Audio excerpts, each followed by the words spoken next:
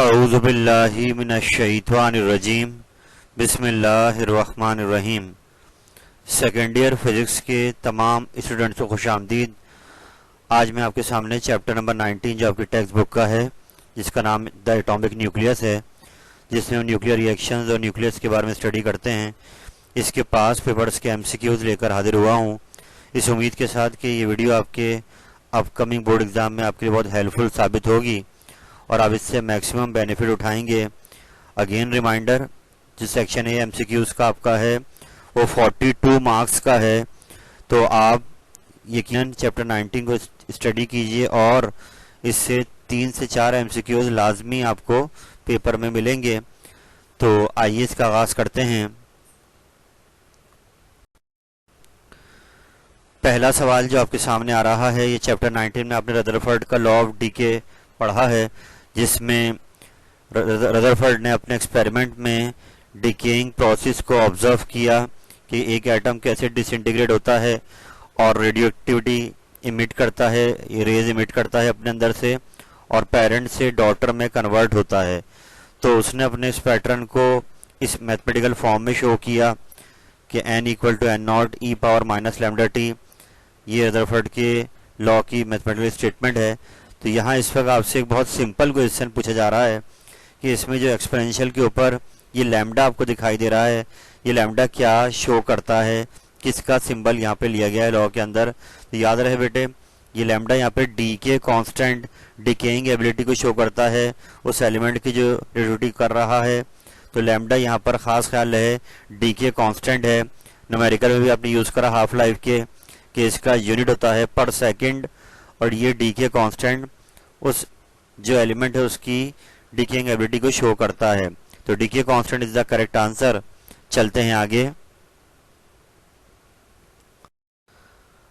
अगला सवाल आपके सामने आ गया है, जो कि आपने ये चैप्टर 19 के शुरू में ही पढ़ा है, अल्फा बीटा और गैमा डीके के हवाले से, जहां पर हम पेरेंट्स न्यूक्लियस में चेंजेस देखते हैं जब उसमें से अल्फा बीटा गैमा मिशन हो जाती है।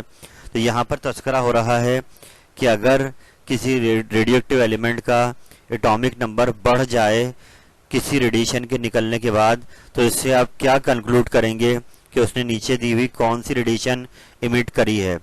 तो बेटे ये यहाँ पर ख्याल रहे कि एटॉमिक नंबर, जो नंबर ऑफ प्रोटॉन्स की तादाद होती है एक न्यूक्लियस के पास, वहाँ पर इंक्रीज हो रहा है। तो अब अल्फा आपको याद है ये हीलियम के न्यूक्लियस हैं, ये अगर निकल जाएगा तो इसका मास नंबर 4 है, एटॉमिक नंबर 2 है, तो 2 प्रोटॉन्स कम हो जाएंगे डॉटर न्यूक्लियस में बजाय बढ़ने के। गैमा रेडिएशंस, तो ये स्टेबिलिटी की तरफ जाता है, अनस्टेबल न्यूक्लियाई गैमा इमिट करता है, जिससे खैर चेंजेस नहीं आती। लेकिन यहाँ पर इंक्रीज की बात कर रहा है कि जो नया डॉटर न्यूक्लियस बने उसका एटॉमिक नंबर बढ़ जाए। तो बीटा रेडिएशन, बीटा आप जब अपने बुक में देखेंगे तो ये सिमिलर टू इलेक्ट्रॉन्स हैं, और बीटा रेडिएशन अगर बीटा नेगेटिव निकल रही है, जैसे बीटा सिंपल अगर बोलेगा तो बीटा नेगेटिव ही होगा, उनका charge to mass ratio electron की सिमिलर है। तो यहाँ पर जब एक न्यूक्लियस बीटा पार्टिकल को इमिट करेगा तो उसका अपना जो न्यूट्रॉन है वो कन्वर्ट हो जाएगा प्रोटॉन में, और उसका एक एटॉमिक नंबर जो है वो बढ़ जाएगा। तो इसलिए beta radiation is the correct answer. मगर ये भी याद रहे कि बीटा इमिशन 2 टाइप की हो सकती हैं, इलेक्ट्रॉन भी इमिट हो सकता है और पॉजिट्रॉन भी इमिट हो सकता है। लेकिन अगर यहाँ पर बीटा के ऊपर प्लस लगा हुआ आ जाए और पॉजिट्रॉन न्यूक्लियस से निकल रहा हो, तो उस सूरत में बजाय बढ़ने के एटॉमिक नंबर कम हो जाएगा। पॉजिट्रॉन निकलेगा तो एक प्रोटॉन न्यूट्रॉन में कन्वर्ट हो जाएगा। तो याद रहे बेटे, एग्जाम में जब MCQ आएगा तो बहुत आराम से आपको पढ़ना होगा। अगर इंक्रीज की बात हो रही होगी तो बीटा नेगेटिव निकलेगा, अगर डिक्रीज की बात होगी तो बीटा पॉजिटिव निकलेगा। चलते हैं आगे। अगला क्वेश्चन, आपको एक न्यूक्लियर रिएक्शन दिया हुआ है जिसको हमें रिएक्टेंट और प्रोडक्ट को बैलेंस करना है। तो यहाँ पर 7 और 2 9 हो गए, 14 और 4 18 का मास नंबर का सम आ गया। तो ऑक्सीजन 8 हो रहा है, इट मीन्स 1 आपके पास एटॉमिक नंबर बनेगा, और ऊपर 17 हो रहा है तो 1 मास नंबर, तो 1H1 यानी 1H1 आप यहाँ साइड पर इस बात को लिख भी सकते हैं कि जो मिसिंग पार्टिकल आपको यहाँ पे है जो बैलेंस करेगा वो आपके पास 1H1, यानी ये प्रोटियम, ये प्रोटॉन का सिंबल है कि जो हाइड्रोजन का आइसोटोप है। तो proton is the correct answer for this MCQ, कि अगर आप 1H1 आगे लगा देते हैं तो आपके रिएक्टेंट प्रोडक्ट दोनों बैलेंस हो जाएंगे। तो proton is the correct answer. चलते हैं आगे। नेक्स्ट क्वेश्चन आपके सामने आ गया है, जहां पर ये अल्फा डीके के हवाले से क्वेश्चन कर रहा है कि अगर एक न्यूक्लियस अपने अंदर से अल्फा पार्टिकल को इमिट कर देती है, as you know alpha particle are the nuclei of helium, कि इनके पास 2 प्रोटॉन और 2 न्यूट्रॉन होते हैं, तो इनका मास नंबर 4 होता है। तो अब यहाँ पर ऑप्शन देखने पड़ेंगे कि अगर वो चार्ज नंबर या एटॉमिक नंबर की बात करेगा तो वो निकलने के बाद 2 कम हो जाएगा, और मास नंबर की बात करेगा तो वो 4 कम हो जाएगा। तो यहाँ पर जो लास्ट ऑप्शन है वो बिल्कुल करेक्ट है, कि जो नया डॉटर न्यूक्लियस बनेगा अल्फा निकलने के बाद उसका मास नंबर 4 यूनिट कम हो जाएगा। तो it is the correct option. लेकिन याद रहे, अगर एटॉमिक नंबर की बात करेगा तो वो 2 यूनिट कम हो जाएगा। चलते हैं आगे। अगला सवाल रिलेटेड है हाफ लाइफ के टॉपिक से। चैप्टर 19 में आपने देखा है हाफ लाइफ से मुराद कि कोई भी रेडियोएक्टिव एलिमेंट जब अपने आधे न्यूक्लियाई को वो कन्वर्ट कर दे डॉटर में, तो फिर वो अपना हाफ लाइफ अचीव कर लेता है, यानी आधे पेरेंट डॉटर में कन्वर्ट हो जाएं तो वो उसकी हाफ लाइफ कहलाएगी। खैर फिलहाल इस ब्लैंक पर हम लोग आते हैं कि यहाँ पर ये आपको रेडियम के हवाले से उसकी हाफ लाइफ दे रहा है और पूछ रहा है अगर हम सैंपल लें रेडियम का तो 6400 ईयर्स के बाद वो सैंपल ओरिजिनल की रिस्पेक्ट कितना रह जाएगा। तो बेटा यहाँ पर एक बात याद रहे कि हमें यहाँ पर हाफ लाइफ का फॉर्मूला सैंपल के लिए दिया हुआ है 1/2 की पावर n, यानी आप जितनी भी हाफ लाइफ के बाद कोई सैंपल देखना चाहते हैं तो आपको बस ये पता हो कि उसने उस टाइम इंटरवल में कितनी बार अपनी हाफ लाइफ को अचीव करा। तो पहला काम हम लोग ये करेंगे कि 6400 ईयर्स में कितनी बार हाफ लाइफ आएगी। तो उसके लिए देख सकते हैं मैंने यहाँ बनाया कि इसको डिवाइड कर दिया उसकी हाफ लाइफ से, तो 4 आपका आंसर आ रहा है, यानी कि 4 टाइम्स उसकी हाफ लाइफ अचीव होगी, यानी n यहाँ पर हमारा आ गया 4। तो हम ऊपर वाले फॉर्मूले में जाएंगे और n की जगह पे 4 रख देंगे, तो आंसर आ गया 1/16, यानी 1/16 ओरिजिनल सब्सटेंस का रह जाएगा 6400 ईयर्स के बाद वो सैंपल। तो ये करेक्ट आंसर है। यानी अगर आपको यहाँ पर n3 आता तो आप 3 रख देते, 1/8 हो जाता। तो बस जो भी आपको हाफ लाइफ दी जाए और जितने ईयर्स के बाद मांगी जाए सैंपल, आप उससे उसको डिवाइड करके उसकी टोटल हाफ लाइफ आ रही हैं वो बनाएंगे, फॉर्मूले में जाकर रखेंगे, तो आपको सैंपल कितना बच जाएगा उसकी वैल्यू आ जाएगी। चलते हैं आगे। अगला सवाल न्यूक्लियर फिजन से मुताल्लिक है। न्यूक्लियर रिएक्टर में जो न्यूक्लियर फिजन होता है उसके लिए पूछ रहे हैं कि न्यूक्लियर रिएक्टर में जो फ्यूल यूज होता है, यानी जो बेसिक कंपोनेंट है इस रिएक्शन को कराने के लिए, वो क्या है। तो पहला ही ऑप्शन करेक्ट है, यूरेनियम 235 का ये आइसोटोप आप देख सकते हैं कि ये फिजन कराता है। तो इसके बगैर फिजन होना मुमकिन नहीं, तो it means first option is the correct answer. चलते हैं आगे।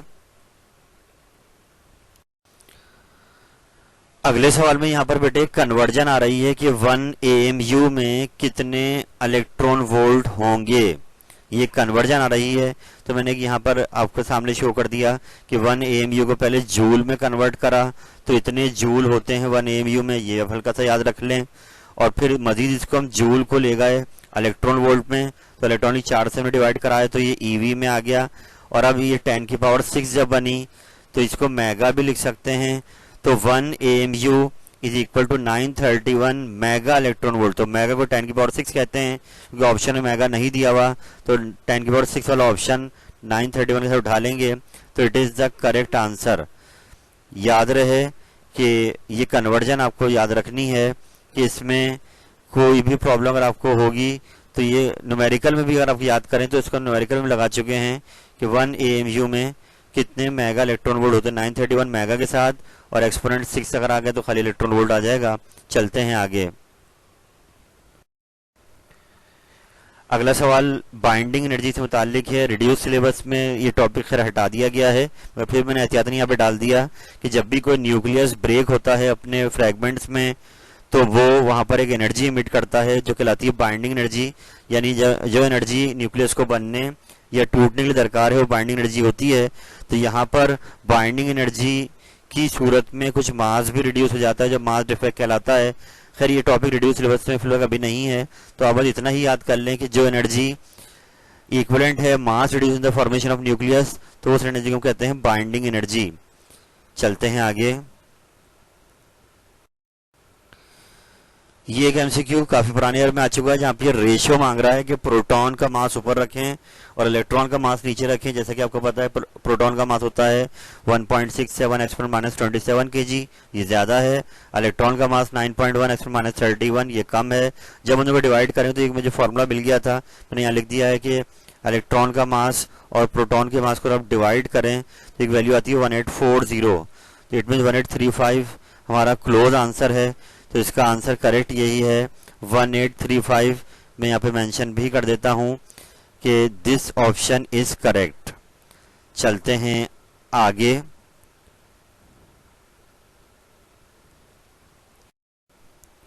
ये सवाल भी पेपर में काफी बार आ चुका है कि रेडियोएक्टिव डीके लॉ की मैथमेटिकल फॉर्म यहाँ पर मांगी गई है। तो 2-3 ऑप्शन आपको दिए गए यहाँ पर। तो बहुत सिंपल कि एक तो स्टेटमेंट इसकी ये भी है the delta N upon delta T, यानी the rate of change of disintegration is proportional to number of nuclear present. तो फिर यहाँ कांस्टेंट लगता है तो लैम्डा, ये फॉर्म भी मैथमेटिकल फॉर्म कहलाती है। और ऐसी ग्राफिकल फॉर्म जो नीचे हम बनाते हैं एक्सपोनेंट की फॉर्म में, तो उसमें ये वाली फॉर्म भी आ जाती है। तो एन नॉट अगर डिवाइड में आ जाए तो एन अपॉन एन नॉट, ये आपने लॉ में याद करा है, it is the correct option. चलते हैं आगे। माइनस यहाँ लगा सकते हैं अगर ऑप्शन यहाँ दिया हो, लेकिन ये लॉ की स्टेटमेंट आपको याद रखनी है। अगले सवाल पे जा रहे हैं जहाँ पे कन्वर्जन आ रही है जो कि न्यूमेरिकल वगैरह में इस्तेमाल होती है बहुत ज़्यादा। पहले आप ऐसे याद कर लें कि इलेक्ट्रॉन वोल्ट हमने फर्स्ट ईयर फिजिक्स में पढ़ा है कि एनर्जी का यूनिट है, और 1 इलेक्ट्रॉन वोल्ट में 1.6 एक्सपोनेंट -19 जूल होते हैं। तो यहाँ जो एमसीक्यू आया वो मेगा इलेक्ट्रॉन वोल्ट का आया हुआ, थोड़ा सा कंफ्यूज कर रहे हैं आपको। 1 EV अगर यहाँ पर होता तो ये पहला ऑप्शन ही करेक्ट होता। मेगा में होता 10⁶ हो जाती है, तो मैंने यहाँ करके दिखाया कि 1 EV में इतने जूल हैं, और मेगा में 10⁶ जब ऐड हुई तो पावर ऐड हो गई, तो -13 ये मेगा इलेक्ट्रॉन वोल्ट में जूल बनेंगे। It means second option is the correct answer. चलते हैं आगे। नेक्स्ट क्वेश्चन रिलेटेड है हाफ लाइफ से, यानी अगर अपने हाफ लाइफ का फॉर्मूला पढ़ा है तो ये सवाल बहुत ही आसान हो जाएगा कि मैंने साइड पे फॉर्मूला हाफ लाइफ का लिख दिया है कि T half equal to 0.693 upon lambda, ये न्यूमेरिकल में भी लगाया है आपने। तो यहाँ पे लैम्डा जो कि डी के कांस्टेंट है यहाँ डिवाइड हो रहा है, इधर आके मल्टीप्लाई हो जाएगा, तो ये इनका प्रोडक्ट बन जाएगा हाफ लाइफ और लैम्डा का। तो ये इक्वल आएगा 0.693 के, यानी ये पूरा एमसीक्यू रिलेटेड फॉर्मूले से, जिसको फॉर्मूला याद रहा वो ये आसानी से कर सकता है। चलते हैं आगे। अगला सवाल यहाँ पे आ रहा है पॉजिटिव बीटा इमिशन के मुतालिक, यानी अगर किसी न्यूक्लियस में से पॉजिट्रॉन यानी बीटा पॉजिटिव इमिट हो तो आप बताएं उसका चार्ज नंबर यानी एटॉमिक नंबर जो डॉटर न्यूक्लियस का बनेगा उसमें क्या तब्दीली आ जाएगी। तो मैंने आपको ऊपर भी पहले एमसीक्यू आया तो वहां बताया था कि अगर ये पॉजिटिव बीटा बोलता है तो एक प्रोटॉन कन्वर्ट होगा न्यूट्रॉन में और एटॉमिक नंबर 1 यूनिट कम हो जाएगा। तो इट मीन पॉजिट्रॉन अगर निकल रहा है तो एटॉमिक नंबर आपका डिक्रीज हो जाएगा, एक प्रोटॉन आपका कन्वर्ट हो जाएगा न्यूट्रॉन में, तो decrease is the correct option.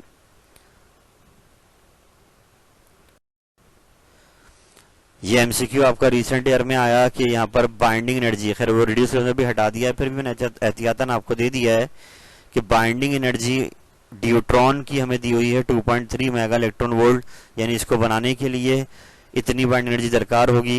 लेकिन अब ये यहाँ पे मांग रहा है बाइंडिंग एनर्जी पर न्यूक्लियॉन, इससे मुराद ये है nucleons are the particle of nucleus, यानी कि जो मैस नंबर है वो न्यूक्लियॉन्स की तादाद शो करेगा।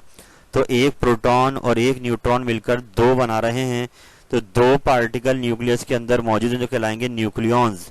तो अब ये कह रहा है कि बाइंडिंग एनर्जी इंडिविजुअली तौर पर उनकी अलग अलग क्या होगी। तो बहुत सिंपल है, पैकिंग फ्रैक्शन भी कहलाता है कि आपको जो भी बाइंडिंग एनर्जी दी गई है उसको जो नंबर ऑफ न्यूक्लियॉन्स हैं उनसे डिवाइड करा दें। अब जो आंसर आएगा वो आपकी पैकिंग फ्रैक्शन या इंडिविजुअली उन न्यूक्लियॉन्स की बाइंडिंग एनर्जी कहलाएगी। तो first option is the correct answer. चलते हैं आगे। ये भी एमसीक्यू एग्जाम में आ चुका है। चैप्टर 19 का नाम न्यूक्लियस, एटॉमिक न्यूक्लियस ही है और हम यहाँ पे न्यूक्लियर रिएक्शंस को देखेंगे। तो मैं आपको सजेस्ट ये करूंगा कि आपकी बुक के अंदर न्यूक्लियर रिएक्शंस जहाँ से शुरू हो रहे हैं, फिजन रिएक्शन से पहले कुछ रिएक्शंस दिए गए हैं, अब उनकी वो रिएक्शंस लाजमी स्टडी करें, वहाँ से एमसीक्यू आ जाते हैं। तो यही वहीं से एमसीक्यू आया कि आपको बताना है कि नीचे इन्होंने 4 ऑप्शंस दिए हुए, उनसे पिक करना है कि कौन सा पहला एक्सपेरिमेंटल वेरिफिकेशन था आइंस्टाइन के मास एनर्जी रिलेशन की, जिसमें मास कन्वर्ट हो जाता है एनर्जी के अंदर। तो इसमें आप ये रिएक्शन देखें जिसमें आपने प्रोटॉन को लिथियम के आइसोटोप पे मारा है और 2 अल्फा पार्टिकल जनरेट हो गए हैं। तो रिएक्टेंट और प्रोडक्ट के जो एटॉमिक नंबर और मास नंबर है दोनों साइड पे बैलेंस हो रहे हैं। तो ये वो पहला एक्सपेरिमेंटली वेरीफाइड रिएक्शन था जिसमें आइंस्टाइन मास एनर्जी इक्वेशन को सेटिस्फाई किया गया। तो प्रोटॉन्स असल में 1H1 की जिसका नाम पड़ गया प्रोटॉन इंड्यूस रिएक्शन। तो it is the correct answer. चलते हैं आगे। अगला सवाल आपके सामने आ रहा है कि आपको नीचे उन्होंने 4 रेडियोएक्टिव पार्टिकल दिए हुए, उनमें से पिक करना है कौन सा हाईली आयोनाइजिंग पार्टिकल है। तो बेटा बहुत इजी है, मैट्रिक में भी आप पढ़ के आ चुके हैं अल्फा बीटा गैमा के हवाले से कि अल्फा एक मैसिव पार्टिकल होता है जिसका साइज भी बड़ा होता है, इट कैरी पॉजिटिव चार्ज। तो इसलिए अल्फा की एनर्जी पावर बहुत ज्यादा होगी as compare to beta gamma और प्रोटॉन। वजह उसकी कि अल्फा का मास ज्यादा है, अल्फा का चार्ज पॉजिटिव है और आयोनाइजेशन पैटर्न यही होता है कि आप किसी एटम के इलेक्ट्रॉन को पिक करें तो अल्फा अगर किसी एटम के न्यूक्लियस के दूर से भी निकलेगा तो इसके पास इतनी पावर होती है कि ये उसके इलेक्ट्रॉन को पिक करके उस एटम को आयोनाइज कर सकता है। जबकि बीटा की बात करें तो बीटा भी आयोनाइजेशन करता है लेकिन एज कम्पेयर टू अल्फा ये बहुत कम होती है, क्योंकि बीटा सिमिलर टू इलेक्ट्रॉन्स हैं और इलेक्ट्रॉन यहाँ पर दूसरे एटम के इलेक्ट्रॉन को रिपेल करेंगे तो वो एटम आयोनाइज होगा। तो बीटा अगर उतने डिस्टेंस से निकले जितने अल्फा निकल रहा है तो ये शायद उस एटम को आयोनाइज नहीं कर पाएगा। इसलिए बीटा की एनर्जी पावर अल्फा की निस्बत क्या है, बहुत कम है, क्योंकि इनका साइज भी मास भी जो है इनका अल्फा की निस्बत क्या होता है, कम होता है। गैमा की बात करें तो गैमा तो मैट्रिक में आपने पढ़ा है कि गैमा के लिए उसको इलेक्ट्रॉन को हिट करना जरूरी है, यानी कि बीटा अगर थोड़ा करीब से निकले तो आयोनाइज कर सकता है, लेकिन गैमा के लिए वो इलेक्ट्रॉन को हिट करेगा तो वो इलेक्ट्रॉन नॉक होगा। इसलिए गैमा की एनर्जी पावर बहुत कम होगी एज कम्पेयर टू बीटा और अल्फा। और सेम को प्रोटॉन के अल्फा के अंदर 2 प्रोटॉन पाए जाते हैं इसलिए उनका मास ज्यादा होता है, इसलिए alpha are the most highly energy particle among them. तो alpha is the correct answer. चलते हैं आगे। ये अगला सवाल जो मैं रिएक्शन तस्करा कर रहा था चैप्टर 19 के अंदर न्यूक्लियर रिएक्शंस, ये वहीं से आया जिसका एक हम ऊपर एमसीक्यू कर चुके हैं, आइंस्टाइन मास एनर्जी रिलेशन जो वेरीफाई हुआ था। तो ये रिएक्शन भी उसी पेज पे बुक में मिलेगा आपको, जहाँ पे बता रहे हैं कि ड्यूट्रॉन को एब्जॉर्ब करा लिथियम ने तो उससे क्या प्रोड्यूस हुआ। तो यहाँ पे रिएक्शन बुक में दिया हुआ है कि लिथियम ने अगर ड्यूट्रॉन को एब्जॉर्ब करा तो दोबारा 2 अल्फा पार्टिकल जनरेट होंगे। 2 alpha particle is correct answer. तो मैं सजेस्ट ये करूंगा कि आप ये रिएक्शंस यहाँ पेज में दिए हुए हैं उनको ऊपर नीचे भी देख लें कि और मुझे रिएक्शंस आपके वहां से कवर हो जाएं। अल्हम्दुलिल्लाह बेटे मैंने अपनी यहाँ पर एफर्ट की है और आपके सामने चैप्टर 19 के पास पेपर्स के काफी हद तक मेजॉरिटी एमसीक्यूज लेकर आ गया हूँ और आप सबको ये गुजारिश करूंगा कि आप पहले इनको परफेक्टली याद कर लें और समझ भी लें कि बाकी 3 ऑप्शंस क्यों गलत हैं और एक ऑप्शन क्यों सही है। और जब आप ये कर लें तो फिर आप रिड्यूस सिलेबस में टॉपिक्स जो शामिल हैं उनको आप बुक से स्टडी कर लें तो होपफुली वो जो 42 मार्क्स हैं वो हमने टारगेट पे रखे हुए हैं सेक्शन ए के। और ये जो आज की वीडियो है ये आपके लिए बहुत ज़्यादा हेल्पफुल होगी। ये चैप्टर 19 को कवर कर रही है, मिनिमम टाइम के अंदर आप मैक्सिमम बेनिफिट उठा सकते हैं, बजाय इसके कि आप 10 उठा के सर्च करें। आपको मैंने पूरा समराइज कर यहाँ पर इस वीडियो में एमसीक्यूज दे दिए हैं। उम्मीद करूंगा आप इससे भरपूर फायदा उठाएंगे। अल्लाह ताला आपका हामी नासिर हो। फी अमानिल्लाह।